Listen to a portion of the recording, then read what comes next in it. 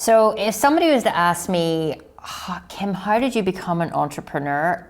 I'm not really sure I would have a definite answer, because it's all about the word become. And I believe that what you put your mind to, what you focus on, what you think about on a daily basis, you become. And for me, when I was actually a nurse, I started off in nursing, went to school, went to uni, told my mum and dad, you've got to work really hard and get your exams. And if you get a good corporate job or a government job with a pension, then you are sorted. Now, I grew up in a family where my dad was actually an entrepreneur. My mum was actually in teaching. So I kind of had that lovely balance or mix between dad, who was pretty rubbish at spelling, not great at math, didn't have much schooling, but run a family business. And then I have mum, who is really smart and was always making sure I was doing my homework and spellings. Great to have an even balance. But what I've learned as I've went through the normal processes, like most people, go to school, get the job, is that I've noticed that my results were not where I wanted them to be. I was a nurse. I was at the highest level as a grade 7 clinical nurse specialist. And I love being a nurse, but I also didn't really have the things or feel the way that I really wanted to feel in life. And maybe you can resonate. For me, it got to a point where, as in relationships that weren't serving me. And I actually got to a point where I was in a pet shop and I had £4.20 in my pocket. I was there to get my 2 little dogs, Roxy and Rex. Gotta give them a shout out. I was there to get them some dog food. And it was that moment, with my hands in my pocket, I realized I can't even afford it. Now, that was probably one of the lowest points, because I was educated. I went to one of the top universities in the world. I am a clinical nurse specialist specializing in the mind. I was in mental health. And yet my results in life were not where I wanted them to be. Now, from an outside perspective, I was doing good. I owned, I got my first home, I was in a good job. But what I also realized was there was lots of other people around me with the same things and also were not as happy as what they wanted to be or could be. And I'm not saying that I was in this depth of depression, but I was at a low point. And I don't believe that you have to go super low to get to where you want to be. Now, I came across Bob Proctor. I was watching his teachings. And I was on YouTube, possibly just like you, watching video after video after video. I was looking at all these other entrepreneurs. And I seen these people as these big business, smart. They knew business. I didn't. I was a nurse.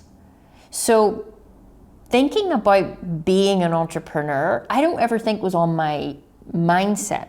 I kind of just wanted to go and find my purpose.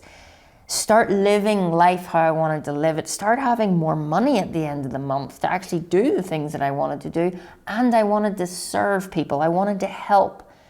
I also have that part of me, a bit like my dad, where I love to create. So I found myself in a job, in an employee role, with really a bit of a thread of an entrepreneur mindset within me, but I didn't know it. And because I'd never done anything, I had no confidence that I could actually go out and do something. But I always remember my dad saying one thing: if you can see anybody else doing something, it is physical proof that you can do it. And the funny thing is, now being a high performance mentor, teaching people how to build in and program that success, I'm now saying, if you can see anybody do it, and even if you don't see anybody doing it, you can still do it. Because there's a process, and I learned that process.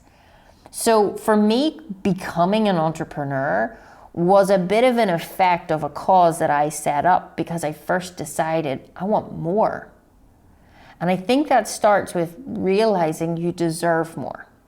I am enough. I am worthy. I am able. And I went through a long period of my life not thinking that.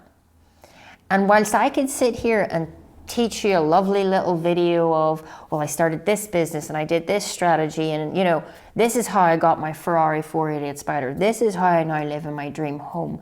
None of that matters to you. Because you don't really care about me. You don't really care that I drive my dream car and live in my dream home and have bought my dream villa. Let's be honest. You care about you. And that's what I care about. So why I'm talking to you about understanding, knowing that you're enough, that's how you create financial freedom in your life. Because all the money in the entire universe has always been here and will always be here. Money is actually just energy. And when you start to learn to understand that your thoughts are energy, ideas are energy, actions are energy, results are energy, you can start to line up with the riches that are totally yours for the having and the taking. And here's the best part. By you becoming rich means that you enrich other people, and it also means that you're not taking away from anybody else. There are so many people that I have found are almost afraid to drive the car that they want because what will other people think? There are people that I know have more money than what they even mention because it feels uncomfortable to have it. So what I'm trying to get you to realize is it's got nothing to do with the money.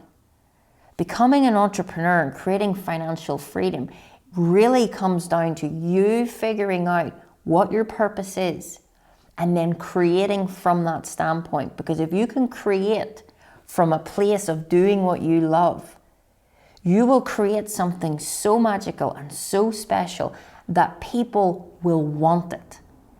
People will be attracted to you. And when you are able to deliver an idea, implement that into your actions and behaviors, you're going to create a greater income. Real wealth is the complete expression of ideas and energy put together. So if you want financial freedom, if you want to step up and be an entrepreneur, then start figuring out who you are. That day in the pet shop was the day that I realized enough is enough.